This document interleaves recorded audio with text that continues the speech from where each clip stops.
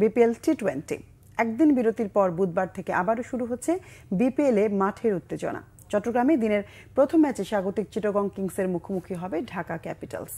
দুপুর 1:30টায় শুরু হবে ম্যাচটি। সন্ধ্যা 6:30টায় ফরচুন বরিশালের বিপক্ষে লড়বে খুলনা টাইগার্স। 7 দলের এই টুর্নামেন্টে টানা 8 জয় নিয়ে শীর্ষে থেকে কোয়ালিফায়ার রাউন্ডে খেলা নিশ্চিত করেছে রংপুর রাইডার্স। চিটাগং কিংস 8 ম্যাচে 5 জয়, রান রেটে এগিয়ে থেকে আছে দ্বিতীয় স্থানে।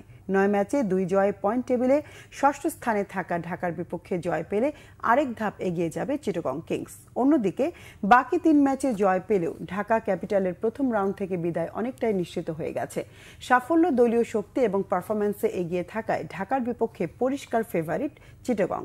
সন্ধ্যার ম্যাচে খুলনার বিপক্ষে সব বিভাগে এগিয়ে ফরচুন বরিশাল। 7 ম্যাচে 5 জয়, 10 পয়েন্ট নিয়ে চিটাগং কিংসের সমান 10 পয়েন্ট হলেও রান রেটে পিছিয়ে থেকে তৃতীয় স্থানে আছে বরিশাল।